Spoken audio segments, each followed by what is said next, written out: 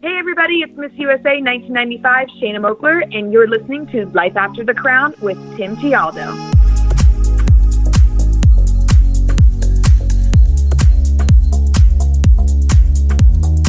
Hey everybody, welcome to the Life After the Crown podcast, where each episode I bring you useful interviews with former pageant contestants, title holders, and women of influence who are now succeeding across many different industries in the real world. My name is Tim Tialdo, lifestyle entrepreneur, pageant host, author, and quite honestly, somebody who just wants to help you become a better person overall. Now, if pageant life is over for you, or it soon could be, and you're wondering, well, what do I do now? Or what's next? This podcast is designed to help make the transition to real life and the school of hard knocks a little bit easier for you to handle. So if this is your first time listening, thanks for tuning in. We're glad you're with us today. Let's get started. My guest today is an actress, entrepreneur, and philanthropist, and has made a name for herself over the years for her work in film, television, and print. Her stunning beauty combined with street smarts, determination, and raw talent have kept her a force to be reckoned with in the entertainment business.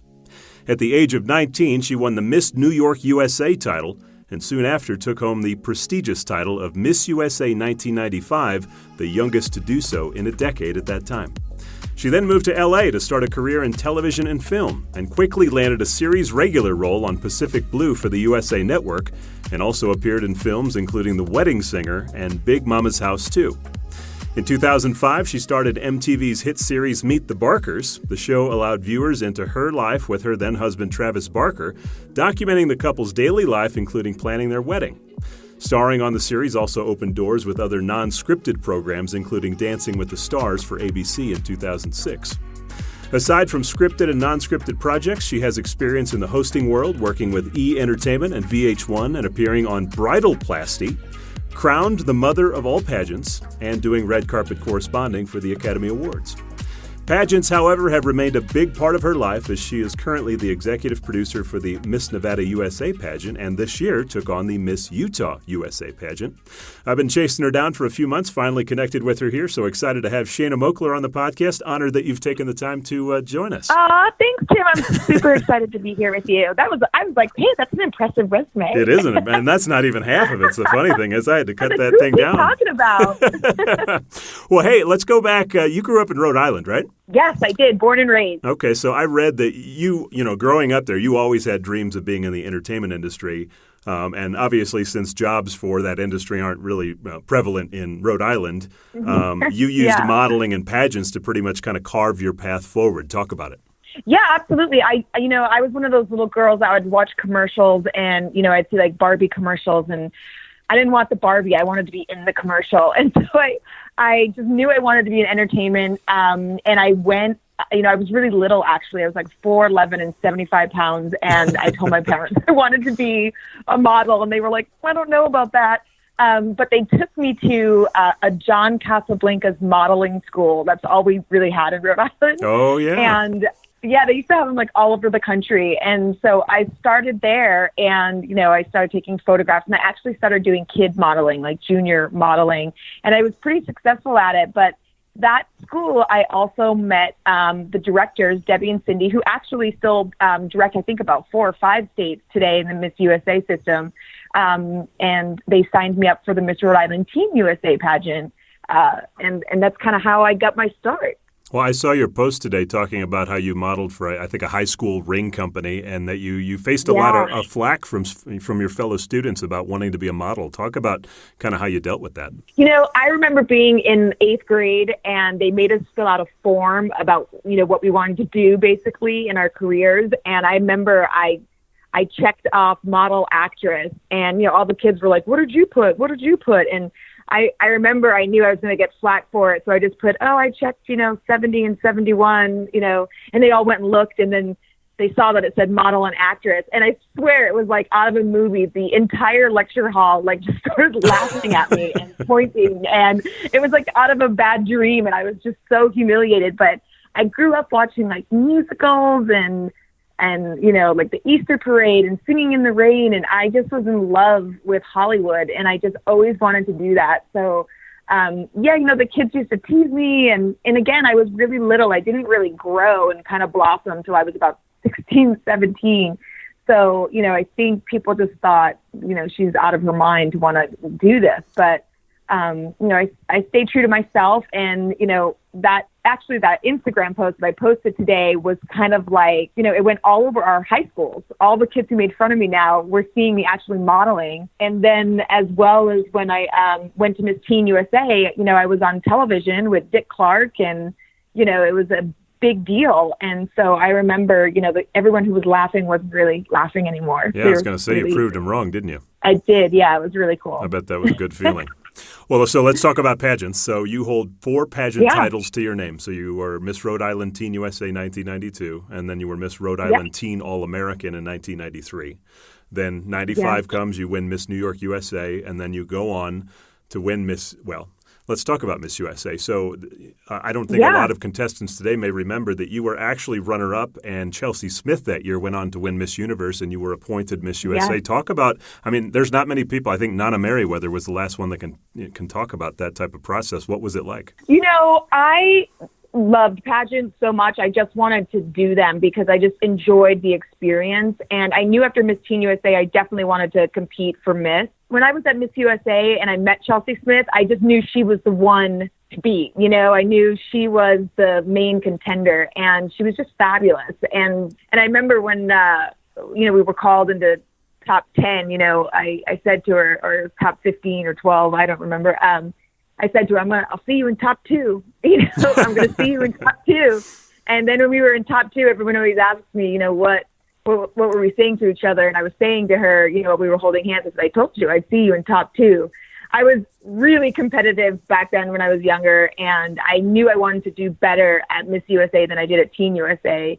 And but when Chelsea won, I was really thrilled for her. I was living and working as a model in New York City. I was very happy with where I was in my life, and I thought she was, the best woman that night. And I thought she was stunning and beautiful, and I thought I lost to a really awesome competitor. So I was fine with my loss.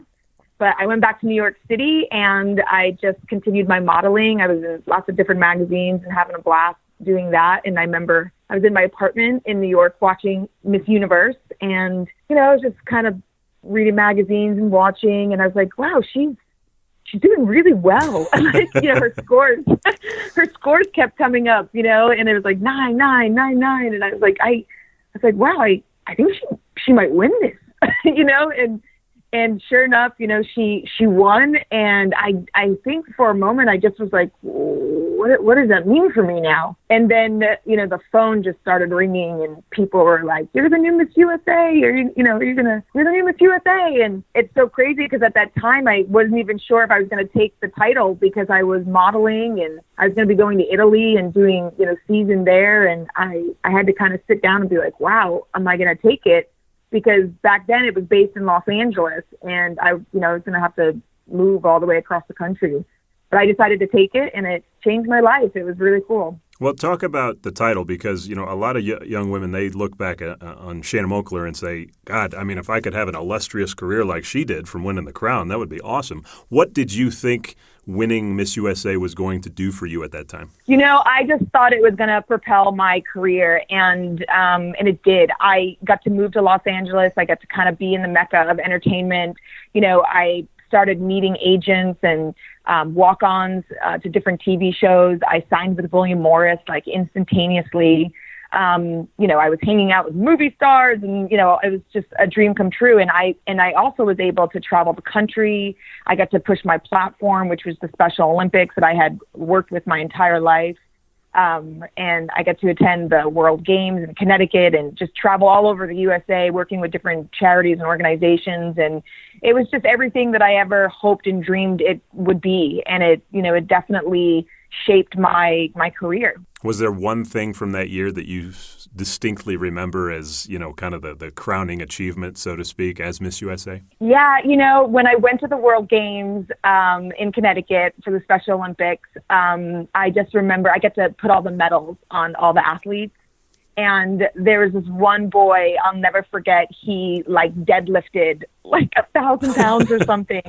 And I just remember the whole auditorium just on their feet screaming, because these are, kids whose parents were told that they would never walk, they would never run, they were never going to be normal in society's eyes. And here they are out there, some of them blind, some of them deaf, and they're swimming and, running and jumping, and they're winning medals. And it's just like the coolest life experience to be a part of, to witness not just the athlete, but the parents, and then getting the honor of placing the medals on them, I think was really like one of the coolest experiences for me as Miss USA. Now, in 2012, you took over as the executive producer for Miss Nevada USA, and this year you acquired Miss Utah USA, as we talked about before the podcast. Yeah. Look, Miss Nevada USA brings strong talent every year to the Nationals. I mean, this year Carolina did very well. I mean, you had Nia back just a few years ago winning Miss USA and runner-up at Miss Universe. So you know what you're doing, obviously. But I got to ask you, it's one thing to compete in and have a passion for pageants, but it's a whole nother thing to actually become a state director. What made you want to take that step? I've always just loved pageantry. I love what it offers young women. I gained so much out of it. Lifelong friends and life skills, and it just taught me so much, and I kind of wanted to give back. I knew, when I came to LA after the title, I kind of was on my own there, and I, through the years of living here, I've kind of built up all these great contacts, and I wanted to just kind of help these girls sort of skip the life experience and kind of give them my experience and my contact, and, help them become the best versions of themselves. So I started actually working in California in 2010 as the co-executive director with another gentleman there. And, we brought California. I got California Alyssa Campanella. So it was their first Miss USA in over a decade. And then I moved over to Nevada. But I've just always loved sort of helping the girls and grooming the girls to become better young women. I think you've got a little bit of a magic touch. You've got some pretty strong names under your belt there. Thank you. I'm so proud of all the girls that I've had the opportunity to work with and kind of be on their journey. And it's just so amazing to me. I think the best part about being a director is, when you first crown the girl and kind of when she does her final walk, just seeing the transformation of who they are and who they've become. I think that's like the best gift of being a director. Sure. So since you are a state director, you're obviously involved in the business side of pageants. Now, everybody I've had on in the past couple of months here, we've all, discussed what's happening in the Miss America organization with removing of swimsuit. But I guess, from your standpoint with Miss Universe, what do you think of the current state of the Miss Universe organization? Because I've talked to both contestants and directors all over the country, and a lot of them have concerns about the decrease in both state pageant participation and the falling TV ratings. Your thoughts? How can I start this? Well, okay. So when it comes to Miss Universe organization, obviously we had a big transition from Donald Trump over to IMG. Mm-hmm. And, IMG is a model and talent agency, but, it's also very corporate. And I don't know if they necessarily kind of understood what pageantry necessarily is. And I think it just, it was sort of like a learning curve for them. I now believe that they definitely kind of have a better understanding of what pageantry is, and we're kind of getting back on track and going in that direction again. So that's very exciting for me as a director, kind of staying true to what Miss USA is, what the Miss Universe organization is, and what it was founded on, the premise of it, and it was created basically because we broke away from the Miss America system because we wanted a beauty pageant. We wanted it to be a celebration of beauty. So also, I think another thing that's really big that people don't understand is that reality TV, pageantry kind of used to be the only reality television out there. Mm-hmm. Anyone from any small town in America could, have that dream. But nowadays, there's just a lot of reality TV out there. And so I don't think people really understand, that it's not just kind of its own tradition anymore. So I think that has affected it. But I also think, for a while there, we kind of went in a different direction. But like I said, with IMG, I think we're back on track now. And it's really going to be more of a celebration of pageantry and beauty. and poise and confidence and philanthropy. So I'm excited about that. So if I could hypothetically give you the reins to the organization today and say, hey, Shanna, do what you think is best here, what would you do? Would you do anything differently right now? Oh, gosh, there's all kinds of stuff. There's all kinds of I'm like, don't give me the reins like a crazy. Yeah, I mean, there's just so many things that I would want to do. I really would want to kind of go back to the old school sort of 90s format, but kind of keep it, modern with a modern twist. A lot of the girls, enter, the Miss Universe organization because it's kind of more entertainment based, and a lot of them want to get into entertainment, whether it's acting or hosting, modeling. So I would really up the prize package in a way where there's actually, real money involved, where they were winning, $100,000, say, plus on top of it, getting them contracts with modeling agencies and getting them out on red carpets and getting them on television shows. Because, when you ask most of the girls today, who do they look up to in the organization? They'll say Olivia Cupo, because she's kind of, she did it all. She won the Triple Crown, but now she's out there and she's famous and she's on television, and, she really is doing what the majority of these girls entered this organization for. So, I would start getting these winners and these contestants more of those opportunities. So if Paula Shugart's job ever opened up, is it something you'd be interested in? Oh, of course. But I love her. I mean, being the president of Miss Universe would be an exceptional honor. But I really look up to Paula Shugart. She's a woman that I really respect, and I just think the world of, and, she's a mentor to me, and I just, I learn from her all the time, and she's just a really amazing role model that I love. Well, cool. Well, I appreciate you sharing your thoughts on that. So let's talk about your post-pageant journey and career. And, as we mentioned at the beginning, it's an extensive one. Now, you by far, of all the women I've interviewed, have the most extensive resume I have encountered. So I think what I'll do here is I'll probably break down your career by category. So let's start with modeling. Is that okay? Sure. Yeah, sure. So early on, you moved to New York. As you mentioned, you began walking in high-profile fashion shows. I think you walked for Calvin Klein, I think, and I think you even did some modeling for Guess. You were featured 2 times on the Maxim Hot 100 list. You appeared in magazines like Cosmo, and you're probably best known for signing the contract with Playboy in 2001, where you were named Playmate of the Month. So let's just talk about the Playboy gig, since it's probably the most famous. Sure. Is that something you sought out, or did they come to you? They had. I had already been on Pacific Blue on the USA Network, and they had reached out to me a couple times, but at that point I wasn't kind of willing to do it. But I was a little, when I did do it, I was a little older, and I was up for the challenge. And it actually turned out to be one of the coolest experiences. And my Playboy family has just been amazing to me and my children. And it really is like a family over there. And, I just love, even though it's very different from pageantry, it's a very different world. Just a little. Pageant girls and Playmates. Yeah, it's a very different world. But, it was always a very respectful environment, and I just had a blast doing it. Well, I'm interested to know the process. Now, I don't know any Playmates personally, but I'm sure the conversation, as you mentioned, is one that takes time. First of all, they come to you and say, hey, are you interested? And you're like, no, I'm not going to bear it all. Are you kidding me? How does that conversation evolve to the point where you're like, you know what? I think I actually might try this.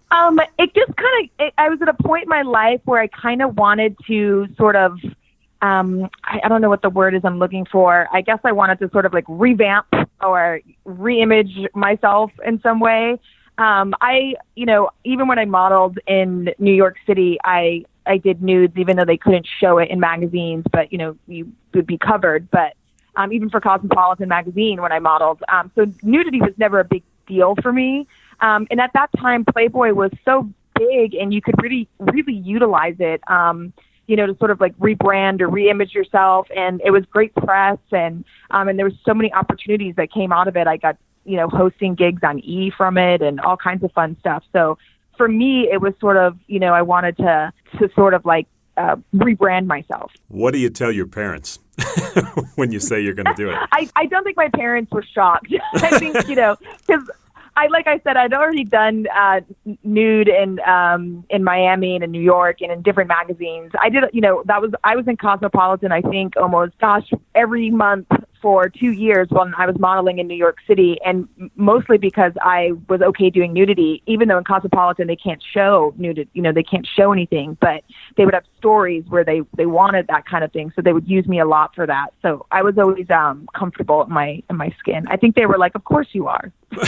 Well, I think that, in addition to quote unquote rebranding yourself, I think you were a part of really defining for a lot of people what Miss USA was compared to, let's say, Miss America. You know the old saying, I think Shandy Finnessy said it to me 1,000 times, which is, Miss America's the girl next door and Miss USA is the girl you want next door. Yeah. You were the Maxim Hot 100 girl. I mean, so you basically were that specific, quote-unquote, sexy girl that I think a lot of people thought that defines the Miss USA system. Do you feel like you were kind of at the forefront of that? Yeah, I wouldn't take credit for being at the forefront. I just kind of always stayed true to myself. And, when it comes to modeling like nudity or Playboy and things like that, it's just not for everyone. And, I've had girls that come to me and say, oh, this is a avenue that's, I think I might want to go down. And I explain to them, what the consequences are, I guess, with it. So, it's not for everyone.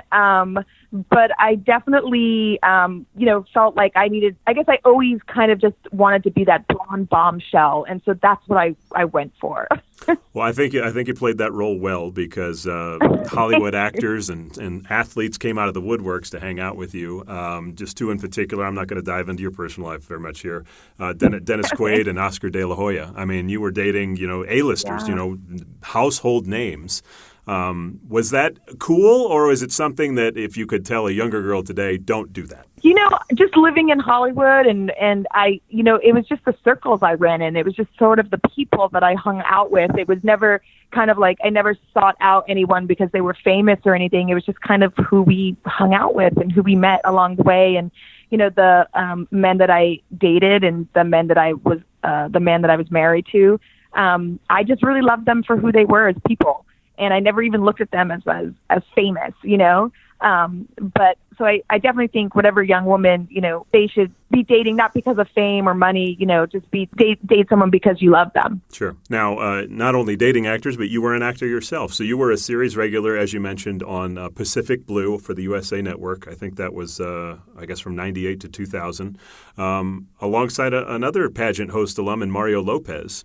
Now, I've talked to a lot of women that, they have guest appearances, roles or, one-off episode appearances. But how much harder is it to actually land a series regular role? It's so hard. It is so hard. Even I really want to be honest with girls with this because, you go on these auditions and, if you do meet the casting agent and they like you, then you go to the directors. And then if the directors like you, then you go to network and then you have to read in front of the entire network and then they have to agree on you. So it's not a simple process. It's really hard. It's a very competitive industry. Even now, I'm still trying to get back on television shows and it's just something that, there's a lot of rejection involved. So it's not for the faint of heart. But if you do land that role, it's life-changing and it's a really incredible opportunity. What do you think you did that made you land a lot of the roles that you've had? Because there are so many girls that I have talked to, even national winners, just like yourself, that go out there and they have a hard time really cracking the code. What was it for you? I don't know. Well, I appreciate the honesty. I don't know. I wish I had that magic answer. I just never gave up. No matter how much rejection I had, I just never gave up and I just kept pushing and pushing and I studied. I went to different acting studios and I worked with Harry Master George and Howard Fine and I just was constantly pushing and networking. I was going out every night and meeting people and meeting producers and meeting directors and and I still to this day I email people, hey, think of me in your next project and it's just a constant thing that it's a hustle and you have to kind of be that way in this industry, in this town, because it's such a hard town and such a hard industry to be in. And I don't know if some girls have that strength to endure Los Angeles, but if you do, it's really rewarding. Now, you appeared alongside Adam Sandler and Billy Idol in The Wedding Singer, which is a total cult classic. I know. You were an airline stewardess, and then Big Mama's Yes. House too. What's it like? Yes. It's one thing to be on the USA Network in a TV series, but it's another thing to be in a major motion picture, and not only that, but one that continues to this day to be a favorite of so many people. I mean, looking back on that, how lucky were you to be there? It was so crazy. That's like something where, I was just at a barbecue and Adam Sandler was there and he was like, "Hey, do you want a part in this movie?" And it was like, yes.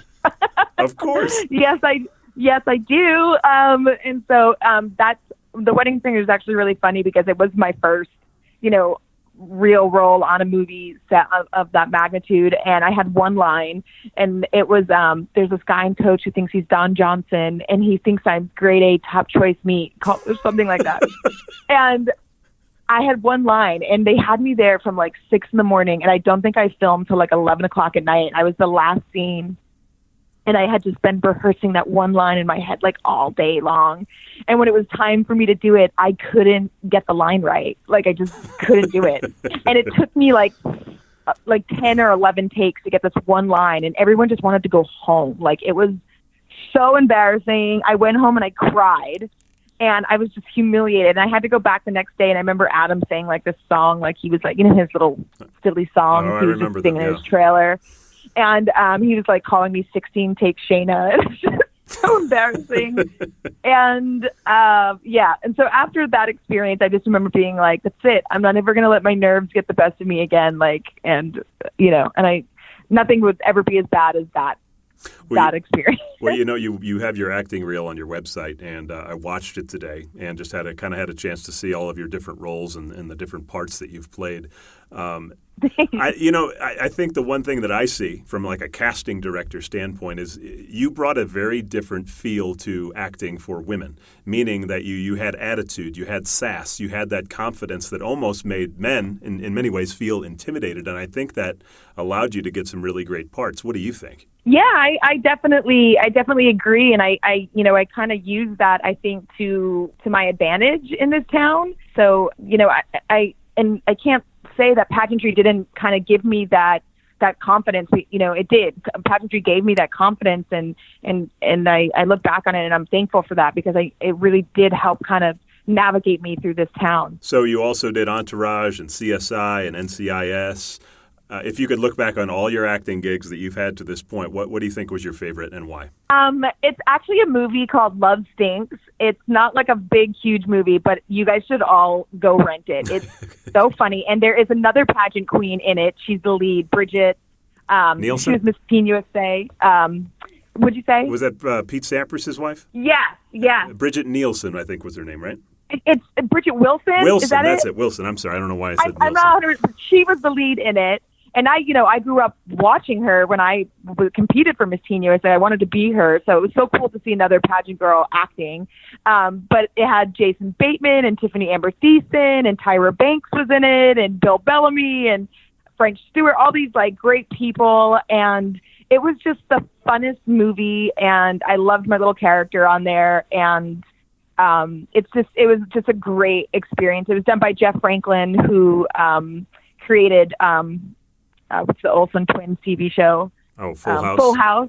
Yeah, he created Full House, so he produced it. So you guys have to go rent it. It's so funny, and there's some great people in it, and that was by far my favorite. Also, I think another cool experience that I loved was working on the set of Joey, which was a spinoff of Friends. Mm-hmm. And I had never done sitcom work before, and I think that was probably one of the coolest experiences because it was the same stage that they filmed Friends on. It was all the same crew, and my dressing room was like Jennifer Aniston's dressing room, and I just remember being like, this is a dream job. This is the coolest thing ever. You were speaking of Bridget. Wasn't she the lead role in Billy Madison? Is that the same woman? I think she was, yeah. Okay. I think she was. Well, let's transition to now reality TV. That became big, right after your Playboy stint there. About 2001 is when, Survivor and things like that started to take off.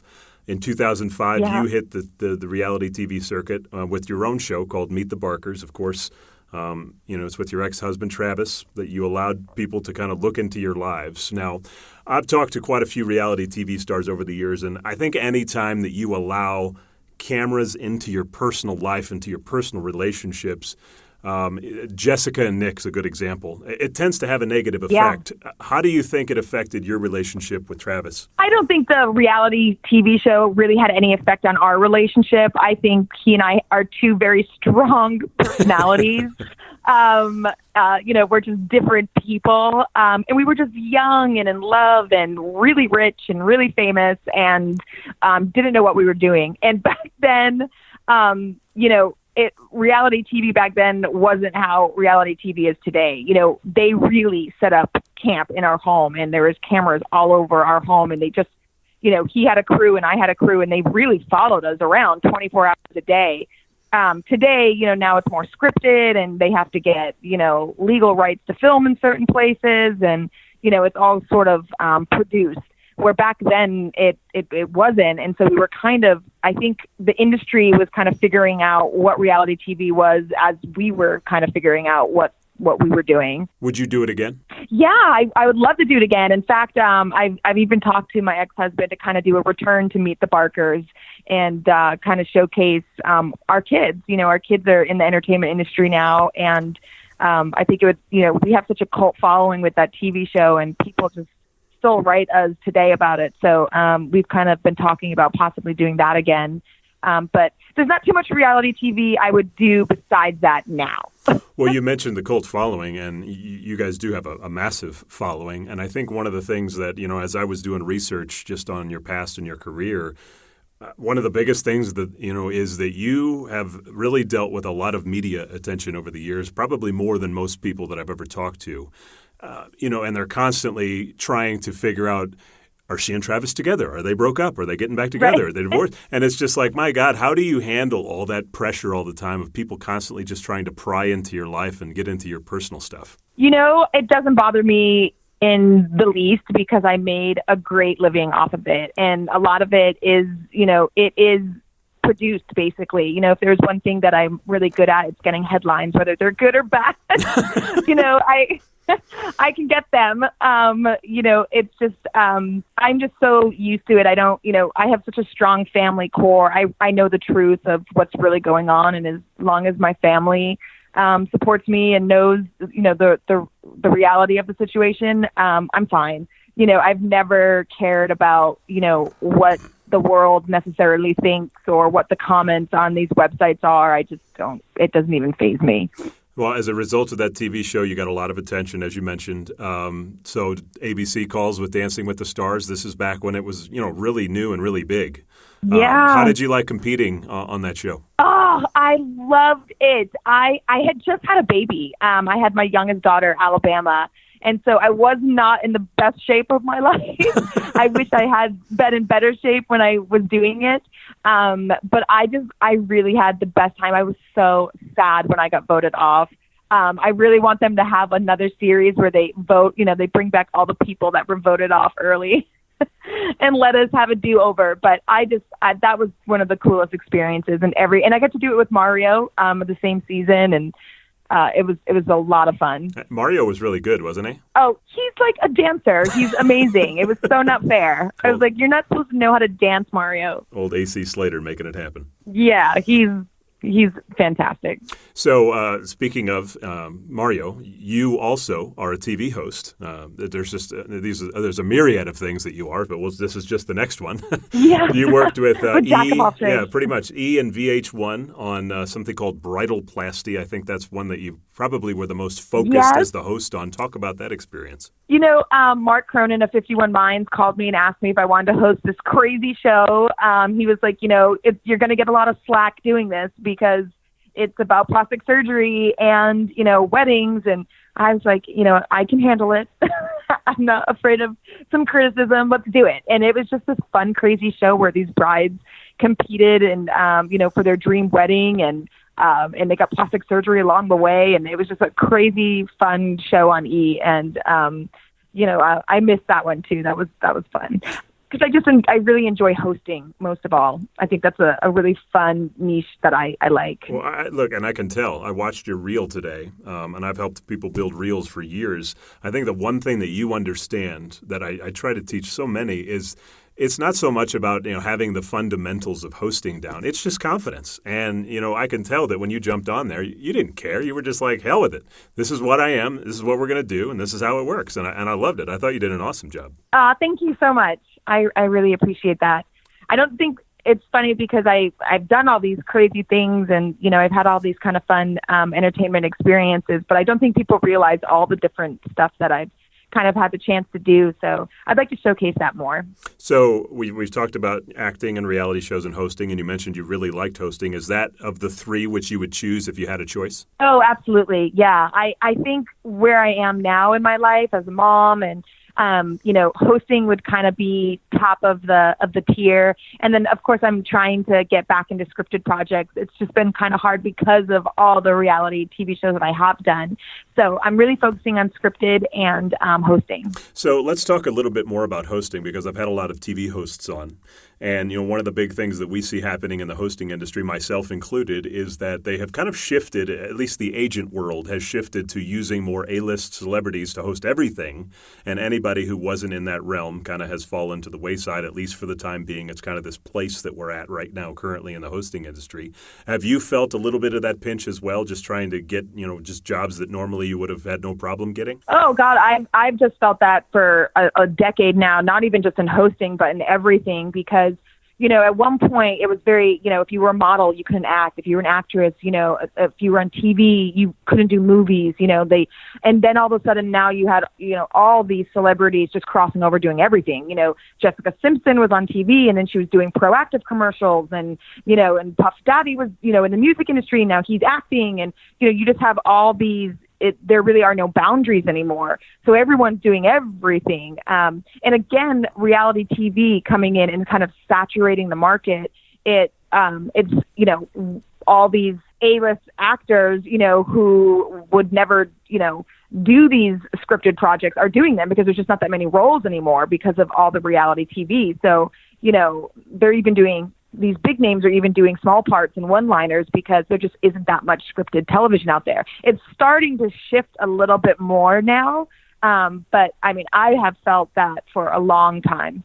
So what kind of show would you like to host? Would it be like a game show, like a Family Feud or Price is Right, or would you want to do more of like a Survivor or a Bachelor? Or what would you like to do? Oh, God, I don't even know. I'd love all of that, like a Survivor or The Bachelor, would just be so incredibly fun. Well, Jeff Probst has to retire sometime. Yeah, in even being like a judge on, like America's Got Talent or, I just love all of that kind of, even Food Network shows I think are really fun. So any kind of hosting, it's a great time. Well, I hope you find that job that you're looking for. We're certainly Thank you. Yeah. Me too. So let's talk about your entrepreneurial side. You launched a cosmetic line called Smoke, which is also the name of your production company, in 2010. Yeah. So it's primers and brushes, color kits, bronzers, lip gloss. I know it's been a popular line. Talk about the creation of it and why you decided to do it. I just love makeup, and I have since I was a little girl. And, when I was Miss USA, we didn't have a makeup artist traveling with us. We had to do our own makeup everywhere we went. And, then being in the entertainment industry and being on set and, working with different makeup artists, I would talk to a lot of my girlfriends, and I would also notice, I'd ask them about their makeup. And one, a lot of them were overwhelmed and didn't know how to do it. And two, you would look in their kits and it was just kind of a discombobbled mess. And so I wanted to create a line that was kind of clean and cohesive and organized and something that would just be really simple and easy for women to use. So that was kind of my inspiration to do my line. Now I just do glosses. I just kind of focus on just that. I want to be the gloss queen now. But it's just something that I love and I enjoy, and every woman, just feels better when they put it on, and that's sort of the thing that I love about it. Is it a hard industry to thrive in? I mean, I know there's a lot of players out there. One of them, she was a judge at Miss USA this year, It Cosmetics. I can't remember the name of the founder, but it's just it's an industry. Fantastic. Yeah, there's a lot out there. Do you find it difficult to operate in? It's definitely a very competitive, sought-out industry. For me, my company is really more of a hobby. It's something I just do for fun, and I really enjoy.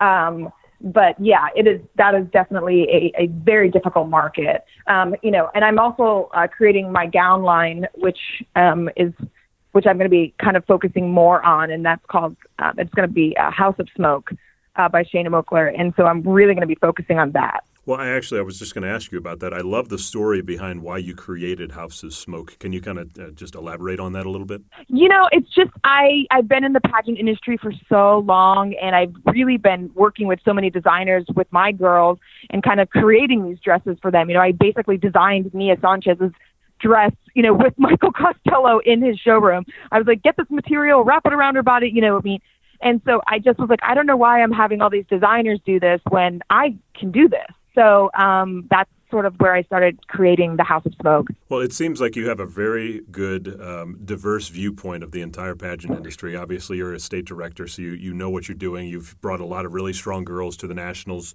If you could, without giving away your storehouse secrets for Nevada, tell girls kind of, what is it that they need to be doing right now in order to be prepared to kind of take it to that next level? Because they're all looking, they all want to be Shanna Moakler. How do they get there? I tell girls, especially when I'm working with them, even Carolina, my reigning Miss Nevada, it's practice. I coach girls now as well. And it takes practice. I'm going to teach you these things, but it's not going to matter if you don't go home and work on it and study and get on the computer and Google and learn about yourself. That's the hardest thing. There's a lot of young girls, they just don't really know who they are yet. It's not their fault. They're young. They just don't have that life experience. You need to kind of find out who you are as a young woman. What are your opinions? How do you feel about these certain current events? Carolina with walking, that was something she really wanted to learn, We made her go take belly dancing classes, salsa classes. We got her moving, and she was at home sending me videos of her just dancing and practicing. And it takes, even makeup. Girls ask me, how do you do your makeup so fantastic all the time? Well, I practice. You have to practice on your face, wash it off, and then start over again. And you have to do that if you want to get better. Did you know who you were when you were running for Miss USA? No, I definitely had no clue who I was. And you can clearly see that in my onstage answers that make me cringe when I watch them. I just think, oh, my God, I was so stupid. I'm so young and so eager, I guess, to be out there. But I wish that I had, that's why I do what I do, because I wish I had someone like myself sort of guiding me and teaching me, and that's what I love giving back to the girls. Well, you talked about it at the top of the podcast. Things have changed a little bit over the last few years. There's been a little more, I guess we'll call it political infusion into the whole process. Does that annoy you, or are you happy with it, or do you want to see it, kind of evolve a little bit? Yeah, I mean, one of the great things about IMG, I do have to say, is that they've been really wonderful with the directors on allowing us to voice our opinions and how we feel on these things. They were a new company that, like I said, have never really were in the pageant realm. And, I think that they came in wanting, maybe not stereotyping, but seeing pageantry in a certain way and trying to get a younger audience interested. So I think they were trying different things with these platforms. But again, I think they lost sight a little bit of what the Miss USA system is and why girls enter it. Obviously girls that, are looking for scholarships and things like that, they go to Miss America. And the girls that come into the universe system, it's because it's entertainment based. And I think we lost sight of that for a couple years there. But now, I think they're definitely seeing where their fan base is, and there's nothing wrong with beauty. There's nothing wrong with being unapologetically beautiful, and you can still be incredibly intelligent. So when you have girls come to you or women come to you and say, hey, I'm kind of interested in possibly competing, do you have a little bit of an elevator pitch that you give them on what the Miss USA organization or Miss Universe organization, I should say, is about? Yeah, I mean, the main thing, our slogan is confidently beautiful. And, and the main thing that I always share with girls is I don't want to change who you are as a young woman. I just want to make you the better version of yourself. And I when I talk to each girl, I ask them, okay, well, what are your goals? Why are you doing this? And, okay, all right, you want to be a host, you want to be in entertainment, you want to make friends, you want to learn poise, you want to learn interview skills, etiquette, whatever it is, okay, well then I'm going to guide you to reach those goals in the best way that I possibly can.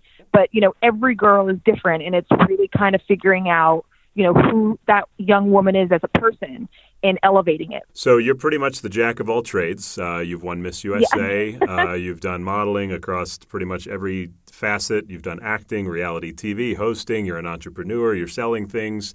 There's one last thing I want to talk about because I'm a big animal lover. I have a couple of Great Danes upstairs right now that I just absolutely adore. I know you're a big animal lover and that you participate a lot with the animal rights organizations. There's PETA, and then I believe it's called Arm the Animals. Kind of talk about your involvement with those and kind of where that stems from for you. I'm half Portuguese, and my baboo, who's from the Azores, had a farm, and I grew up on that farm, and I just grew up around animals, and and I've even seen animals slaughtered. I mean, the animals they raised were the animals that they ate. So I've just been around animals my whole life, but I just have a love and a passion for animal rights. And one thing that I am proud of is I kind of killed the whole giving fur coats away. And I've asked other pageant directors to please stop giving fur coats away to their winners. I've brought in sponsors that do beautiful faux fur. And I've even offered, hey, if you give up the fur coats, to the winners, I'll give you all the lip gloss for your winners instead. I'd like to offer that to all of you instead of doing that. And, we've got a great response from it. I think I don't think really anyone gives away fur coats, or maybe one or two states still might, but I've just always tried to champion, that cause. Well, hey, I appreciate you sitting down today and kind of just sharing everything. I mean, you've been so open about a lot of this stuff that I know most people wouldn't be willing to talk about, and I appreciate that. Good luck this year with Nevada and USA, or I should say Utah. Thank you. I'm going to have to crown some strong girls to compete with you guys. So We're going to bring it. So we hope to see you at Nationals, and I'll bring my boxing gloves for you, okay? Absolutely. I look forward to it. Yeah, well, Shanna, thank you so much. Look forward to meeting you at Nationals, and good luck this year. Thank you so much. All the best. That is today's episode. Thanks for tuning in, everybody, and thanks to Shanna Moakler for joining me. And hey, folks, do me a favor. Subscribe to the podcast. You can do so on Spotify, SoundCloud, YouTube, iTunes, Stitcher, the podcast app, or you can just go to lifeafterthecrown.com. And if you're still involved in the pageant world and wondering what Life After the Crown will look like for you, I encourage you to grab my Life After the Crown starter guide. It's a quick read. It will talk just about how to plan for life post-pageants. Go to timtialdo.com/starter guide to get it. Until next time, remember the words of Matthew 11:28. Are you tired, worn out, burned out on religion? Come to me. Get away with me and you'll recover your life. I'll show you how to take a real rest. Walk with me and work with me. Watch how I do it. Learn the unforced rhythms of grace. I won't lay anything heavy or ill-fitting on you. Keep company with me and you'll learn to live freely and lightly. See you next week, everybody.